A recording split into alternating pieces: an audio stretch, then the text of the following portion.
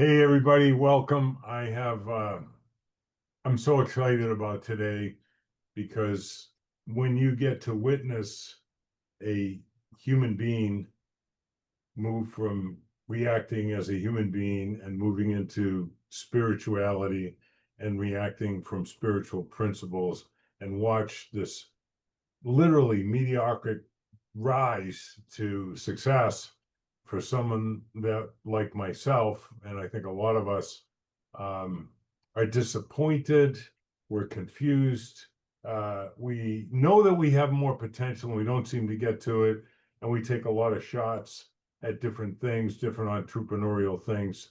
So this is so exciting to introduce Larry to you. Larry is with Meritus, is that right?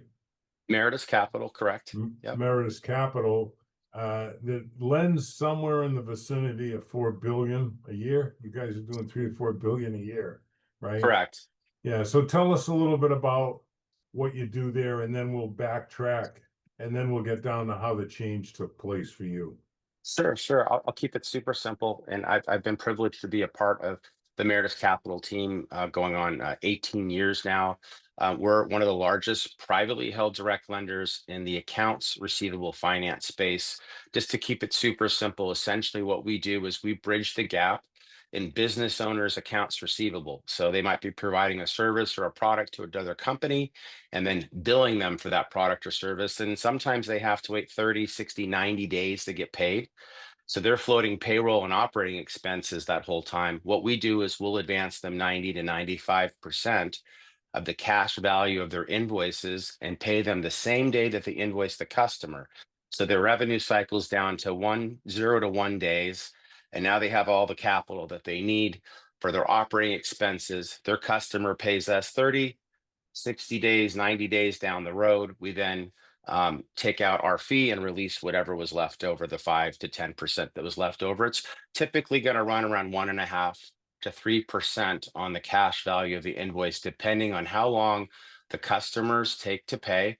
And this service is called invoice factoring. It's been around for hundreds and hundreds of years, and most companies don't even know it exists. Right, which is beautiful. Now, what's really important about this story, so now I want to give the real introduction, is I actually met Larry about 8 or 9 years ago.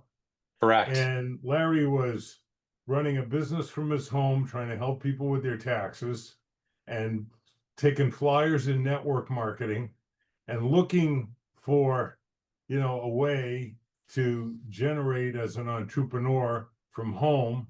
And I met the twins. You actually came over here to Kauai, and and I really related to Larry because of the struggles that he was going through to find his truth, to find his voice. And so now you just heard the glory. Let's get to the story about the struggle, and let's turn the clock back to just before the Twinkies were born. What are the twins' names, by the way? Jacob and Samantha will be 10 in October. Oh my God. So it's even I, more than 10 years ago that we yeah, met. it's You great. know, Well, Jacob and Samantha were about 3 when we came out to see you. So it's been about 7 or 8 years, somewhere in seven there. or 8 years. Yeah. Yeah. Wow. Amazing. So one of the things that I want to share with people is I've been blessed to meet a lot of successful people. And because of the work that I got involved in, and what was really fascinating was I could sense your frustration with not being able, knowing that you could do better and not being able to tap that. So I want to Correct. put a little paradox out there to you. Everybody knows that as an adult, this podcast, whatever we want to call it, is not really about rags to riches, because everybody knows that's a mature adult that until we grow personally, we'll never grow professionally. Everybody 100%. has it backwards. They think when I get this much money, then I'll be a better father, a better husband, a better son, a better what. And that's all baloney that the gurus and the Pied Pipers of prosperity want you to believe. So the quandary is some people believe that personal growth yields a healthy mindset.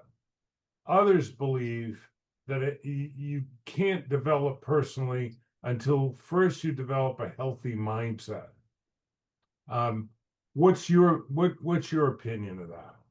Sure, I love everything that you're saying, Mark. I think it just comes down to paradigms and belief systems that we have about ourselves and also about the environment around us, because we all tell stories to ourselves about the things we see around us and how we feel about ourselves. And so, going back to the original time that I met you, I loved your energy, I loved your message. I knew I had a lot to learn from you, and so that's why I reached out. I was struggling with how I felt about myself. I was struggling with my perception of my reality. And what I believe at the time I was doing was I was achieving. Um, I was achieving to be happy instead of happily achieving, and so I had to learn about contentment. I had to learn about self love and appreciating what I had in my life at the moment, and I had to get really serious about what it is I really wanted.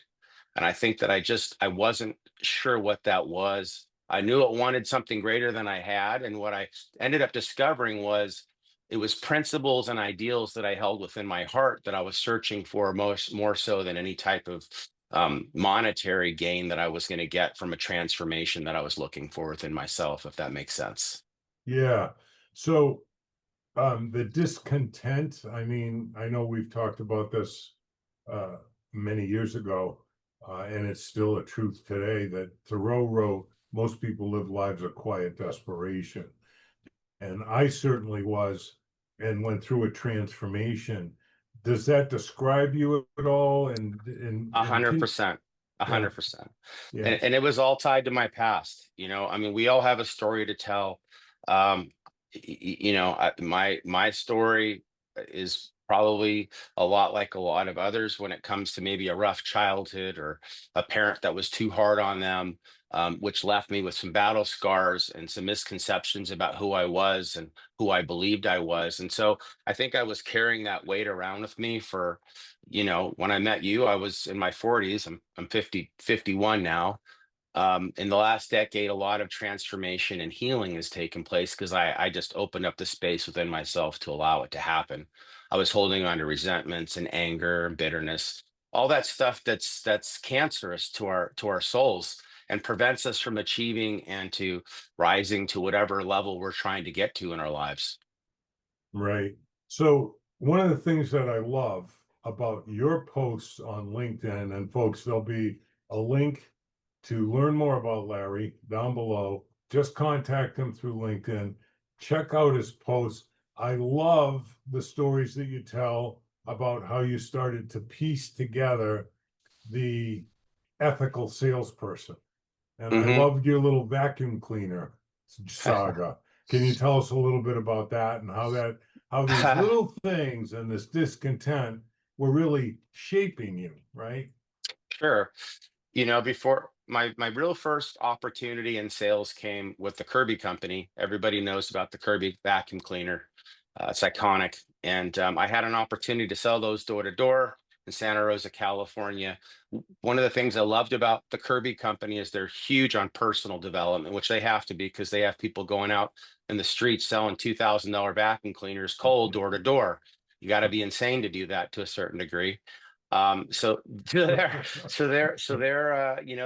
training, their training stuff was huge. They're really big on Jim Rohn. So I got exposed to thought leaders like Jim Rohn for the first time in my life, Anthony Robbins, all the, personal development stuff that I was starting to absorb. It made sense conceptually. I don't think I was really making application of those things yet in my life personally, but I did understand the concepts. Some of them I hold dear to my heart from Jim Rohn, like if you want things to change, you have to change. If you want things to get better, you have to get better. I understood that, but I didn't know how.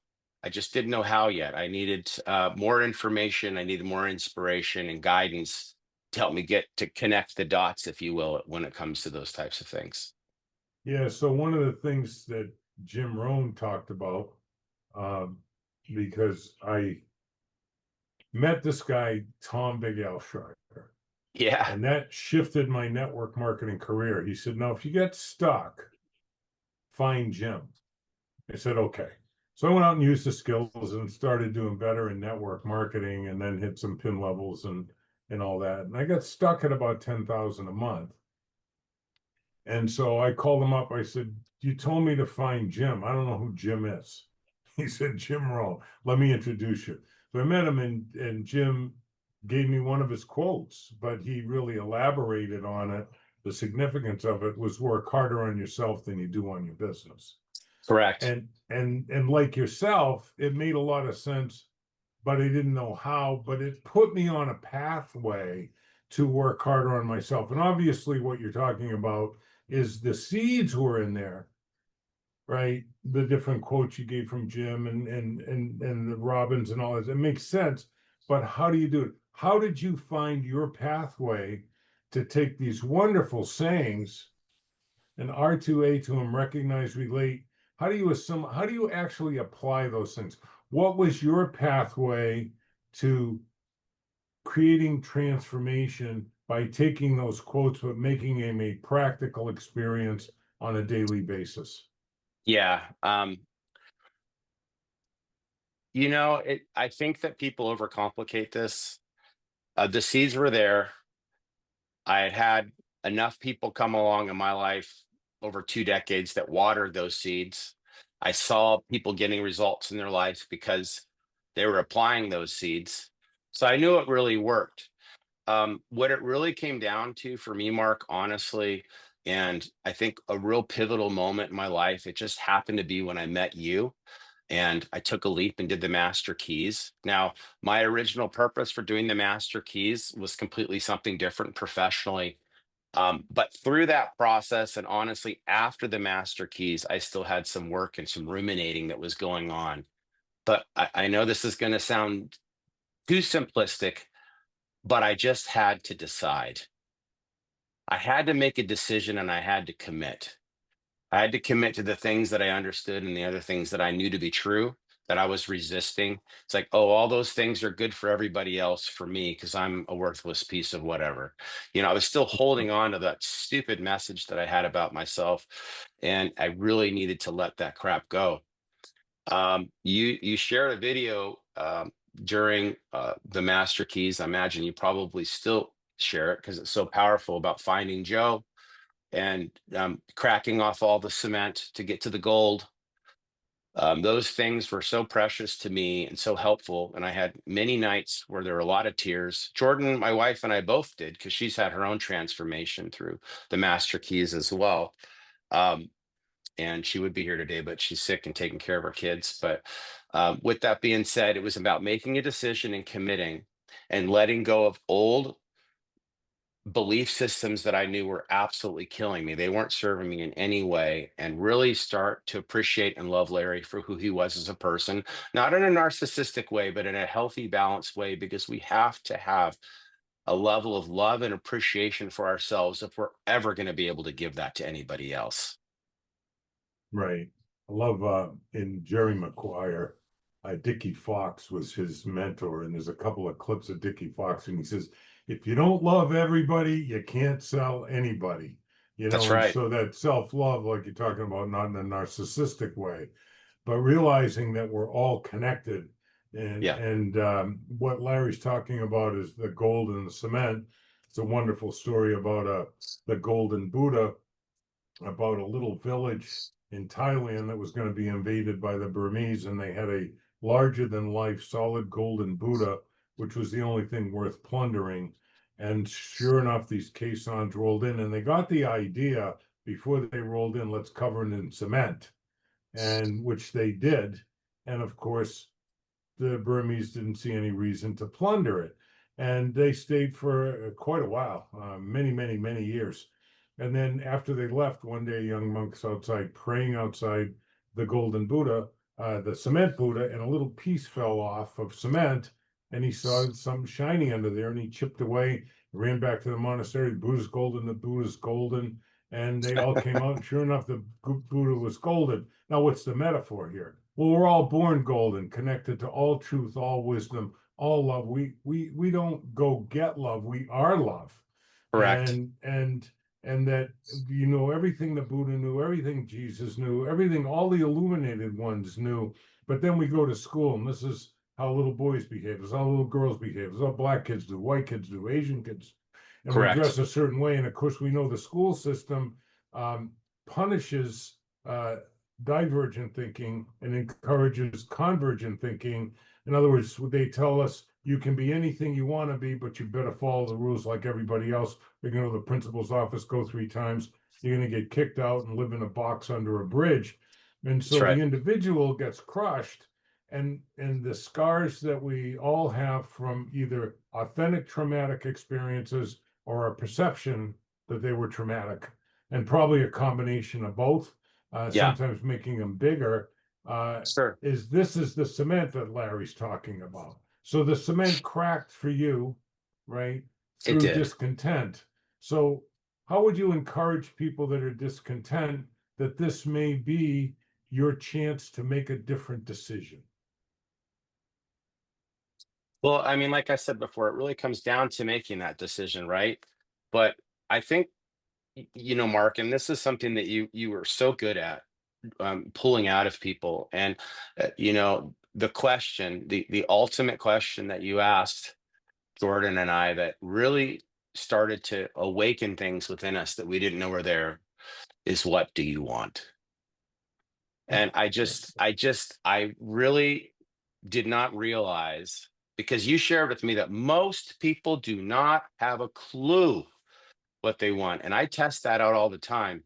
And you were so right. And it's just one of those things where I don't even think people know that that's a question that they're allowed to actually authentically ask themselves and authentically say what it is they truly want, because they've had so many dreams and aspirations pounded out of them, through the system that they're existing in, that they forgot, or they just don't know that that power is within them. And so you reawoke that power within me. Wow, I can really ask the universe, whatever you want to call it, what do I want, and get real serious about that, which is going to require you putting some things on paper. I mean, really getting deep and dirty about what it is you want and putting it all on paper and then refining it. And so Jordan and I had the privilege of doing that a few times. And then through that process, we realized that, Jordan wanted to start her own business. We wanted to work from home permanently. So, I mean, I'm sitting in the home office that came about because of the master keys. This office has made us so much money, since we erected it, and we haven't had to go back to work. Jordan now runs her own credit repair company very successfully, because of the master keys. Jacob and Samantha will be going into the 4th grade next year as homeschooled kids. Jordan's been doing a wonderful job homeschooling them and keeping them out of that racket. Especially here in California, there's some pretty crazy things happening in the public school systems. And so we're really Right. grateful that, because we made decisions about what it is we really wanted, we now have a life that we really appreciate. And it's not that we didn't have something to appreciate back a decade, 20 years ago, because Jordan and I are going to be celebrating our 20th year wedding anniversary this July. Wow. It's Wow. crazy, Yeah. crazy. But I just, it's all because we allowed ourselves to believe in ourselves, and gave ourselves permission to ask ourselves what we want, and told ourselves that whatever it is we decide, that's okay and we can get it. And so those were the big stepping stones for us that changed our lives, our belief system, giving ourselves permission to ask ourselves what we want, and use our imaginations. We went back like we were kids and just went crazy and allowed ourselves to put it all on paper. And there was a lot of iterations and refinements. And to Sure. this day, I still have a folder. It's my DMP folder, my definite major purpose. That's still being refined. I still have goals. It's a game, right? So now I'm working on some really large projects with my business partner at Meritus Capital. We're getting ready to fully automate our credit repair company with AI, so we can expand and scale that. So, we're visualizing the house we're going to build in Mexico and San Jose del Cabo. That's the next thing we're working on. So these are all things that absolutely, I am convinced, Mark, if I hadn't met you and had an opportunity to go through the master keys, I don't know if I'd be sitting here right now. Well, So not sitting here, but you may be sitting in a better place. Who knows? Can't take credit for it. What Larry's referring to is the Master Key System, which was written by Charles Hill. Now, if you're a fan or you know of the book Think and Grow Rich, you need to know that Hill was an absolute scoundrel, and he actually appropriated a lot of the Master Key System into Think and Grow Rich. And but it was really Hanel's work. And this is a course that we put out once a year called the Master Key Experience, which is a 26-week course. There's 24 lessons in the Master Key System, and you get one a week. And Larry paid the price because he had made a decision, which is what I'm picking up out of this thing. And by the way, if you don't know, the word decision actually comes from the Latin decidere, which means to cut yourself off from any other possibility. I think what's beautiful. fascinating when you were talking about the definite major purpose and many iterations of it, a lot of times I don't think people realize, and I want to put a theory out there to you and get your feedback on it, but we don't realize that we're still picking from the cement when we say, what do you want? The conditioned mind, anybody that doesn't think they've been conditioned has been perfectly conditioned. And to break away from that means that you have to embrace even the Yeah. traumatic experiences and say, okay, this happened to me when I was 9, or this happened to me when I was 13, or, maybe there's several, and you have to forgive, which is one of the 7 laws of the mind, and let go. Otherwise, you're going to be aligned with it, because everybody knows no amount of regret is going to change the past, and no amount of anxiety is going to change the future, but any amount of gratitude, Yeah. which is so Yeah. nice of you to say you did have things that you appreciated. Oh, Any amount of yeah. gratitude can change today. So this is about hard. Um, you know, this is how my theory is. This is how you make hard easy. Um, Marriage is hard. Divorce is hard. Pick your hard. Obesity is hard. Being physically fit is hard. Pick your hard. Working 9 to 5 for somebody else is hard. Owning your own business is hard. Pick your hard. How do you make hard easy? You find out what your real heart's desire is.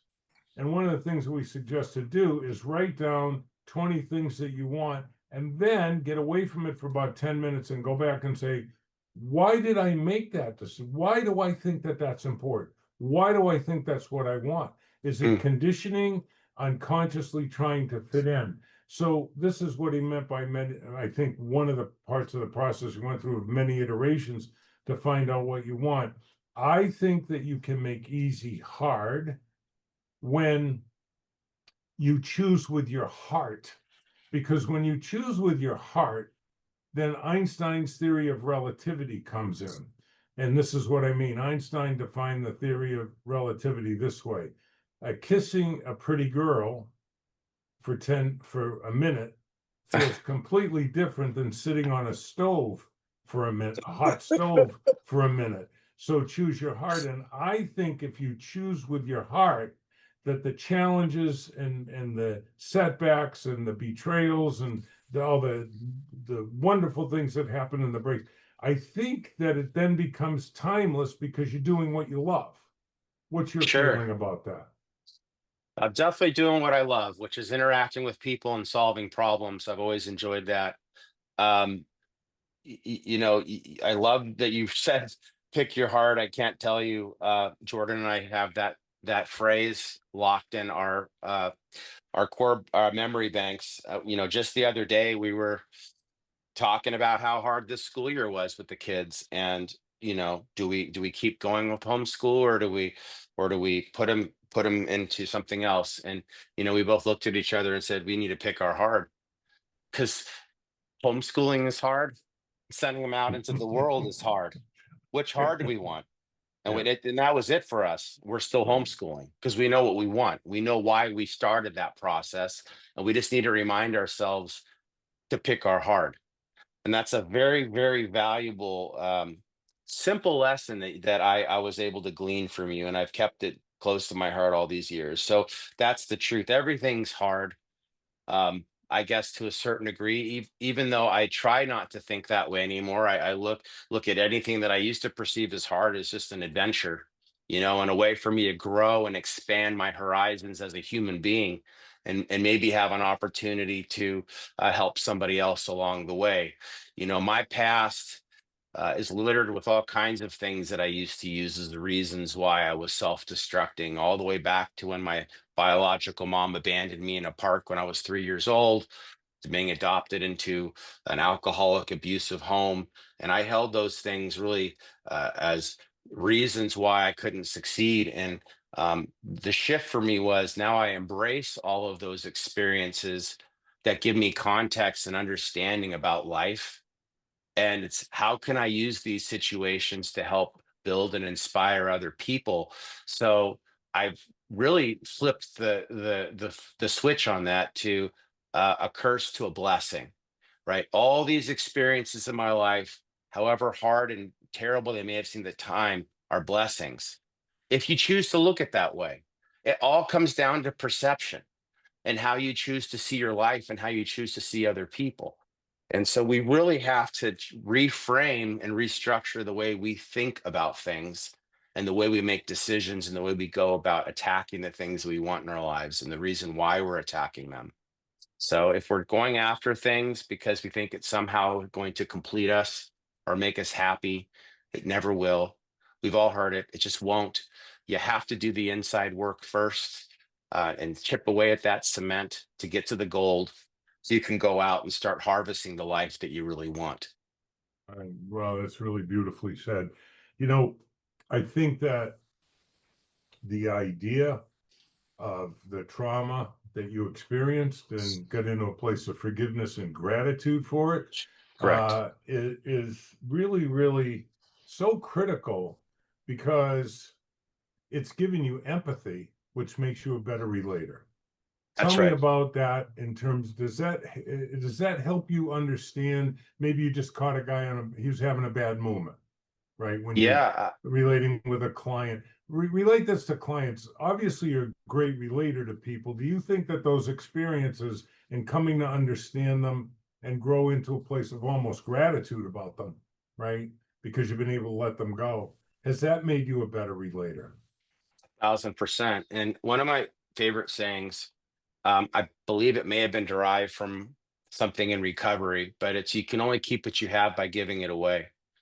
And so I really hold that close to my heart. I have my virtual antennas always up for people that are looking or searching for something more than what they have, and I'm always readily available to try to inspire and help other people when I can. So, and those are the kind of things that I consider gifts in my life every day, and that's why I'm able to see all of the hardships that I experienced as beautiful gifts and opportunities for me to have experience and understanding that you just can't get unless if you've gone through certain things. It's like you can ask somebody what it's like um, to give birth, but unless you've actually gone through it, it's very hard to explain. Or what's it like to have kids, right? It's like it's just one of those things. And because I've had some really deep visceral experiences, I think it gives me a little bit of an edge when it comes to the compassion that I have for other people and my desire to help, and of course the empathy and the understanding of where they're coming from.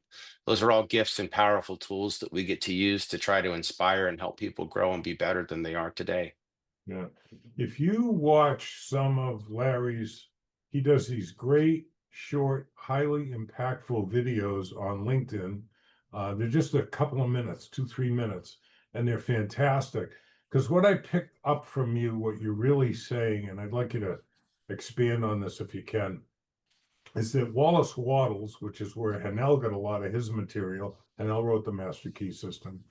He said, in the science of getting rich, what matters is that the end user's usage value is greater than the dollar value that they're giving for that usage value, not in my opinion as the vendor, but in the end user's perception. Correct. It's Does their the end perception. user believe that his usage value is greater than the dollar value he spent? And clearly, you've built a career by doing that. Yeah. Can you expand on that a little bit and how you got how you discovered that or how you do it, because I think we have a lot of entrepreneurs listening in, and it really doesn't matter if it's a bottle of vitamins or an invoice. I can't remember the term you used about Invoice factoring. Yeah. I mean, invoice factoring. yeah, It's really the same thing as far as Wallace Wattles' principle is talking about.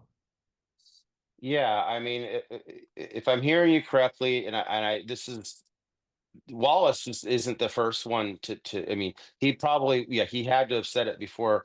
Like who else said it? There's another person, how to win friends and influence people. His name's escaping me right now, but he has a whole thing on the amount of Dale value that, Dale Carnegie. thank you, the amount of value that we're providing to somebody else. And if you're always giving them more value than than the cost is to them, then it's a win-win for everybody. And I think what it comes down to with that concept is that I just really, really, really care about people. I'm fascinated with people's stories. I think that lends to a lot of my success. The business that I'm in, I have to talk to CFOs and, business owners that are running, companies. I was just talking to someone yesterday that has a $150 million company.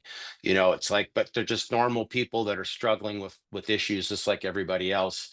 But I'm really good at asking good questions and being fascinated with their story. And then, of course, I know the services that we provide like the back of my hand, and I'm able to explain it in a way that makes sense and it's simplistic.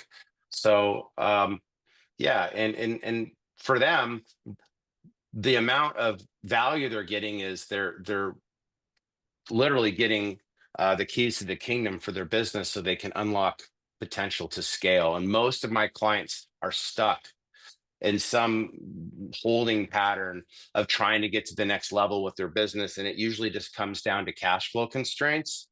And so our service unlocks that for them. Once the business owner has his cash flow situation straightened out, it unlocks the floodgates of all kinds of intelligent decisions they can make to scale their operation. So I don't know if I really answered your question, but Yeah, you did. It's yeah, right yeah, on we have a little document that we call the Blueprint Builder, and in point 5 of the Blueprint Builder, it says, I'll engage in no transaction that doesn't benefit all of whom it affects. Right? 100%. It's same, Yeah, yeah, same, it's really the yeah, yeah, same, a it's hundred really the percent. same thought. Yeah. My big takeaway from this thing, and my eyes teared up a little bit, particularly when you got into a tiny bit of detail about some of the trauma that you went through. Because trauma isn't what happens, it's the emotion that we carry with it. And then as other Correct. things happen, it can reignite that emotion that you felt around the trauma, and that you're able to embrace that as Hmm. seeing as a pathway not out, but into yourself and Yeah, the gifts that you were given. What a great takeaway. And forgive and embrace all of it. Yes? 100%. 100%. Yes. Yeah. Yeah, this is what reactivates empathy in us. What's really Hmm. interesting, the science is really clear. When I go like this to reach for this drink, two parts of my brain light up. Ironically, when anybody sees that, the same two parts of their brain light up, but their hand sends them a signal back that it's not happening to them, so their hand doesn't go out. We were born empathetic, and when we're mired in the momentum of mediocrity because of our perception, authentic perception in most cases of scarring we had, we shut off empathy. And you've 100%. opened that up, and boy, what a great relator you are. It's been so awesome having you on here. They can help you with cash flow, but I hope you're really getting the principles here of living from the heart. And, obviously, very difficult decisions about public school and homeschool, but it was an easy decision because they made the choice with their heart. And that's what we were talking about That's right. earlier. Pick your hard, pick Pick your your hard. pick your heart, baby. What's best for the twins, right? That's And exactly right. yeah, what's Yeah, best for we the we saw. twins? We feel like I said, we feel like they're a savings account. We've got 7 years, 6 years of schooling in. I mean, I help her every once in a while, but she's really the gem of this show when it comes to educating the kids. And it's like it's a savings account, and you don't sometimes see the dividends until after all the work is done. But we're really grateful that we have the opportunity to do it. get to talk to parents all the time, and we can see it in their faces, because a lot of the parents that we talk to are struggling in one form or another. They're both out of the house working, just trying to pay the bills, and you can just see it. They wish they had that opportunity. And I feel bad, because I want everybody to be able to have that opportunity. And everybody does. That's the crazy thing, Mark. Everybody does. Once they Everybody decide does. and believe in their hearts that they do. Yeah. Right. Yeah. And Yep. that's the whole thing. It's funny how the unconscious mind works. I know for the longest time, a lot of the negative messages that I carried around about myself, it seems like I was unconsciously always looking for things in my outside world to verify and validate that negative information about myself. So I remember the exercises of reading my DMP out loud with raw enthusiasm and emotion, and really having to kick out all those stupid ideas I had about myself. It took effort. There was tears. There's a lot of pain involved. It's painful. It is. Yeah. You're stripping off an old avatar that doesn't serve you anymore. That was a lie from the very beginning. Right. And allowing yourself to envelop into what it is you're really supposed to be, which is this beautiful beam of light that is connected to all things, right? And we're Yeah. really here to love and support one another. And so once I was able to really truly take those things on and own them, that's where things really started to manifest. And then like, wow, this is really happening. Yeah. And then you just start to soften, and you realize these things have been with me the whole time. The whole Always time. there. They're Yeah. always there, Yeah. right? Yeah, that intuitive visitor is just patiently waiting for us to show up and reignite that divine spark and just go, the hell with the conditioning, fitting in, what I'm driving or anything else. It's really all about what you said. It's all about understanding that we're all connected and that everything is fine. Whatever you're putting out there, the universe is going to say, okay. If That's it's right. putting out negative stuff, it's going to say, okay. We That's it. are our own prophets. We That's the are. whole thing. So what am I reinforcing? Is it positive or is it negative? And this is one of those positive things. Larry hit the nail on the head. It is hard mental labor, which Chanel talks about in the Master Key System. It's actually easy, except most people are unwilling to do the hard mental labor. And both you and Jay did the hard mental labor. Yeah. And the twins are the beneficiaries of it. Yeah. And a lot of those dividends are coming back, because what you're really doing with your kids, and I was an education major, what you're really doing with your kids is keeping their imagination alive. You have no idea. My kid's almost 10, my son. Every night we have puppet time with the stuffies. Buddy, how you doing? I mean, he's still into it. And my wife says, he goes, if he was in public school, she's convinced he wouldn't be playing with the stuffies anymore. Yeah. So it's like that innocence is still there. Mark, you won't remember this, but you spent a lot of time with me when we were working together back in the day, and you'd let me call you and I'd bend your ear, and I had a lot of negativity. And I remember something that still sticks with me to this day and really gets me misty. I was in a negative space, and you cut me off. I said, Larry, brother, you're going to have to realize, whether you like it or not, you're always creating.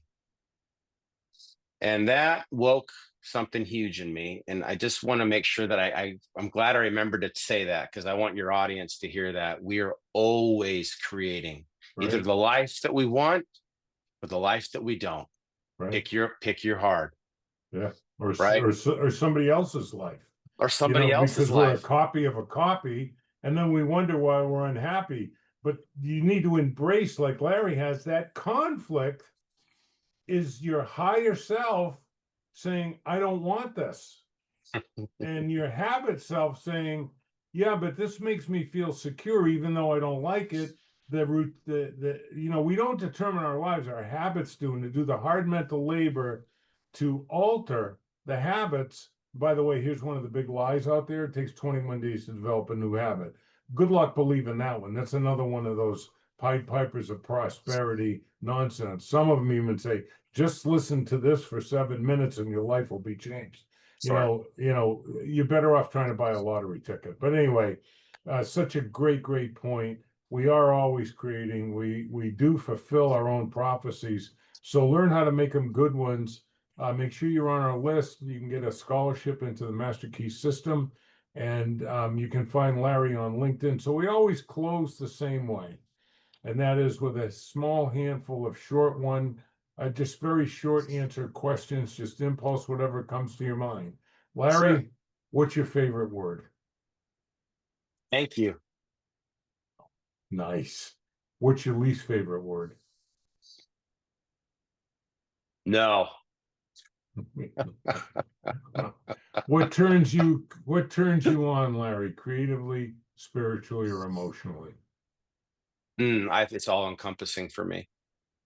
Uh, All What encompassing. what turns you off? Negativity and liars. Hmm. What's your favorite curse word? My favorite curse word. Yeah. Boy, oh boy, you're putting me on the spot there. I'm not supposed to use curse words in our house. Um, Okay. We so can I give don't you a have, I pass. don't have, I don't have one, honestly. Okay, we'll give you a pass. Good for you. Remember your self-fulfilling prophecy, not Larry, but the audience. Cursing is a good thing to leave out. It's pretty negative. What sound or noise do you love? Mm, the birds in the morning. Getting to Mm. work here, we have a lot of trees around here, and I open up the door with the fresh air in the morning, my first cup of coffee, and the birds are just singing me songs, So many beautiful people, songs. so many people say that. Do you know why people love the sound of birds singing I outside? It's 'cause it's so soothing and beautiful. It's bigger than that. When birds are singing, there's no predators around. Ah, They don't make noise, so you feel safe. wow, Wow, isn't that cool? that What's is up? very cool. Yeah, what sound or noise do you hate?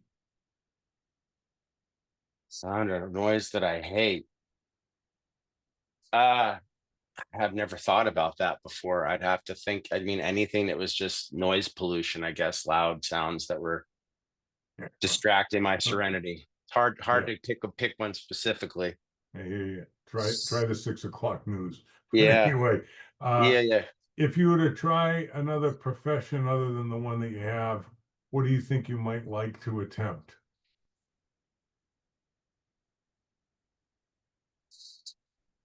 Mm. I starting some type of a business. I maybe a consulting firm, some type of a consulting firm or Cool. an AI consulting firm. What what profession would you never like to do? Anything that has to do with manual labor.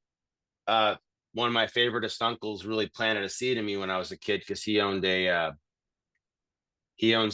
granite company, and he's done very well for himself, but his body's broken from that. When I was young, I remember telling him I wanted to do just what he did, and Yeah, he says, "Listen, if you can figure out a way to make money with your brain and not your body, you're doing good, bro." that's great. That's great counsel. Last question. Larry, if heaven exists, what would you like to hear God say when you arrive at the pearly gates? You made it. Yeah, you made it. I think he'd also say to you, "Well done, well done, Well Larry." done, buddy. Peace and love. Check Larry out on LinkedIn. Again, the link is down below. And peace be the journey. And keep doing Thank all you. those good things. Okay, hold on 1 second. Okay.